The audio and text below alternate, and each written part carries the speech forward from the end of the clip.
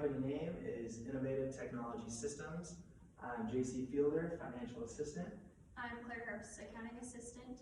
And I'm Sam Tiedemann, the other Financial Assistant. This slide is just an introduction to how our simulation started out and just an overview of how we thought going into the simulation and what happened about midway through. So we originally wanted to have our price sort of just kind of in the middle. We wanted to start out just getting a feel of how things were going and looking at how other companies were doing and basically just kind of seeing how the simulation is going to go. Didn't start off too hot. About period 4 and 5, which you'll see on the next couple slides, is when we sort of saw we were not doing too well, and we found a new strategy, and that would be low cost. And the next few slides are going to show how that happened. So, periods 1, 2, and 3 especially, we started out by adding a lot of capacity. We added even 10,000 units of capacity in period 2. We thought that was going to be a good strategy going in to get a lot of products right off the bat for our customers. We also thought we needed to invest right away. So we were investing some cash that shouldn't have been invested, but we thought at the time that it would be good strategy to make more money in the long run. We sold all of our systems to another company in the simulation, and we exported our software over abroad, but we only exported it to one other country, and that was it, which we figured would be a good idea, which just to get our product out there to more people. And we were also spending a lot of money on new product research and quality programs, basically spending money on research and development for our products, trying to make sure that we had low defects on our products, and that was just a high cost that we were having as a business. Yep, and then just to quickly touch on the sold all systems, we didn't sell our hardware right away. We hung on to that, but I think about period 4 or 5 as well, we did end up getting rid of hardware as well, and we're just software, and then until we got our venture. In period 4, we acquired our venture, which the description in the manual is a foreign microprocessor manufacturer with state-of-the-art robotics. They currently supply firms with very large-scale integrated circuits located in the IGNIMA region. We should have acquired it in period 1 or 2, or even 3, but better late than never, and we believe that we managed our venture extremely well. There were a few periods where we missed out on sales, but we continue to increase our capacity to fix that mistake. In periods 4 and 5, we started to export to Ceres and Domestika for both our software and our venture. Software we were only exporting to one country, so we decided to do another one. We chose Ceres because they were a low-cost product region, and that's what we had. So we had been exporting to this country since the start of the simulation when we realized that we were the low-cost product out of the industry. And then we chose to start exporting to Domestika because the economy was very similar to ours, and we thought that this would make it easier to make decisions for the company. We also decided to decrease how much we were putting into new product research and quality programs so that we could get our innovation index to the lowest and increase our defects, as we were a low-cost product, but we were paying for high-quality programs, which didn't make any sense. We also had purchased too much capacity in earlier periods, and instead of slowly selling it and taking the hit at the start of the simulation, we decided to keep it, as we had an optimistic mindset that we would be selling all of our capacity in a period or 2. So we kept it, which in the long run did not help us. We should have sold some of it and then continued to buy more each period when we were selling it all. And obviously you can see that our stock price plummeted to $1, which was kind of expected as we were making a lot of changes to try to improve our company. Yep. So 4 and 5 was where we noticed these issues, so I'm going to touch base a little bit more on those. Yeah, like Claire said, the biggest one, we realized we were the lowest cost for selling our product. We wanted wanted to stick with that, and that was sort of that competitive niche that we found would suit our company. So with being the lowest cost, in an ideal world, you can have the lowest cost and low amount of defects and just have the perfect product, but in a simulation, we don't have that much money to do that. So we realized we were spending way too much money on our product research and development. We want to make sure we have the lowest cost out there for our consumers, which means we can't be spending too much money on our product research and development. On top of that, we had too much capacity. Sam stated earlier how we added 10,000. That wasn't terrible at first, but then we continued to add capacity, and at one point around periods 4 and 5, we realized we weren't even selling all the units that we were adding, so we had way too much, which also led to us having way too much extra cash. And the simulation said how consumers thought we were actually hoarding that cash, but we decided to fix not only that and these problems, which Sam will touch base on. So yeah, in period 4, our stock price plummeted, and it looked bad. We identified the issues that was causing that, which JC just went over, and we basically ultimately decided that we needed to implement a new strategy. And considering that we had the lowest product cost, we decided to just adopt the low cost strategy. So we reduced spending on research and development because that's what you need to do with the low cost strategy, is not spend a lot of money on research and development. We stopped adding capacity for the moment because we had a lot of excess in the periods prior. We weren't selling all of the units that we were adding from period to period.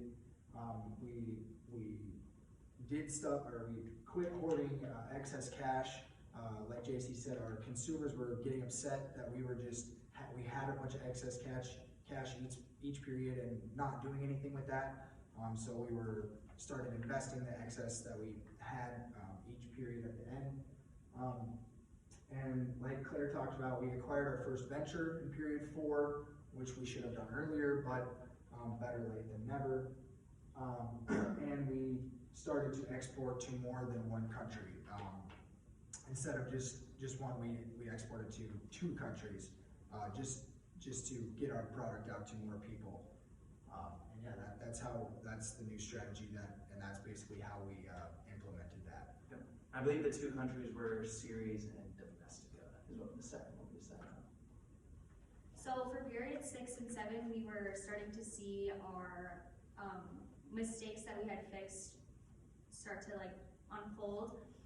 So we did have the lowest innovation index until period 7, as we were trying to lower it in increments, not doing it all at once. And finally, we were from period 7 to 12 had the lowest innovation index.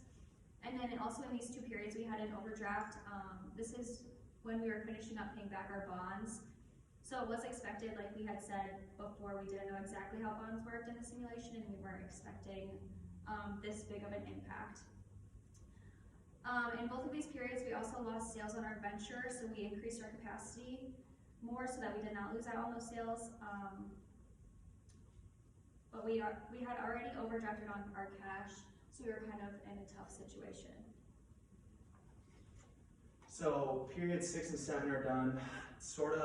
That's kind of the trial where we realized our new strategy is working. As you saw on the previous slide, our stock price was even looking better. Not that stock price is everything, but you can kind of see the company's working smoother. So 6 and 7 are done, and now we come across periods 8 to 12, and this is where we see everything kind of leveling out and everything's falling into place. We fully recovered from the mistakes we were making at the beginning of the simulation in about periods 1 to 3. Now with the innovation index, what we want to do here is, since things are kind of leveling out, we decided, all right, we're comfortable, we're at a good state in the company, we don't want to make any drastic changes, okay? So this is where we start doing those small increments, and we watched our company grow more, not slowly, but progressively, and no big volatile, anything on the chart that looked out of whack. But yeah, so this is where we start to become more comfortable. So our company's current performance. Our company currently has a capacity of about 21,000 for our software and 13,000 for our venture, and we are selling close to all of it. So we aren't having any excess capacity. capacity anymore, which is good, and we aren't having too little either. Our software is priced at an average of $570, with an average marketing budget of $435, and new product research at $90. New product research is a lot lower than we had at the start, again, because of our low-cost strategy. Our venture is priced at an average of $520, with an average marketing budget of $393, and new product research at $90, so pretty similar to our software.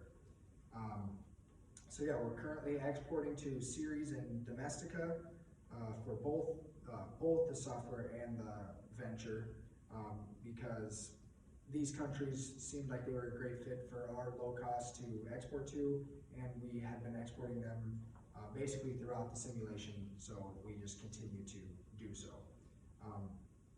We have been consistently declaring dividends and paying those out. Our loan rate is currently at 6.5%, with a bond rate of 7.5%, and a bond rating of AAA. Both the loan and the bond rates were pretty high in the middle of the simulation, so we were able to get them lowered and increase our bond rating, which was good for our company. So our stock price is currently at $18.71, a lot better than what it was in period 4, obviously, and we have about 3,400,000 shares outstanding. Our bond rating throughout the simulation was very up and down, very volatile, but we now have, it has steadied out and become a more stable increase from period to period, which is good to see for our company. And our sales have also been consistent at a little over 12,000 for each period. Our company basically is just currently in a consistent, more steady state. Instead of jumping up and down period to period, we've kind of figured out how to use our strategy to slowly increase our company. So for our future strategy, we wanted to continue the low cost. So doing this, we want to continue to pay attention to the market and keeping the gap between the next company that has the lowest product at a good distance, so they can't jump over us and take all of our customers. We also wanted to cut down on marketing, as we were spending around $1,300, which the average out of the industry was around $700. And then for our future strategy for our venture, we want to increase price, our innovation index, and then lower our defects, as we are the only venture that has, our company that has this venture, so it's kind of like a monopoly that we didn't necessarily utilize to our advantage. We also want to increase our operations technology, as this would improve the cost of efficiency, and we would be able to obtain higher profits by doing so. Throughout a majority of the simulation, we had the second least amount of defects, and we tried to lower this in increments. So continuing to do so in the future would be necessary. As we said before, small increments and changes, like for example, if you cut down on marketing, we would do it in smaller increments and not huge ones, as we don't want to negatively impact our company.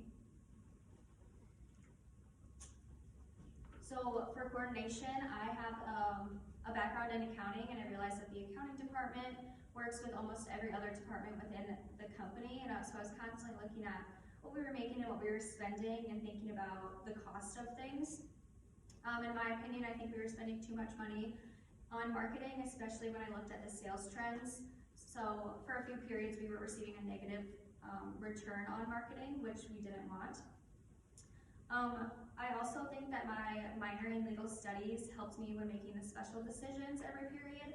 The special decisions involved deciding on how much we wanted to spend and how we wanted to handle our ethical culture within our company. So having these two backgrounds really helped me with these decisions.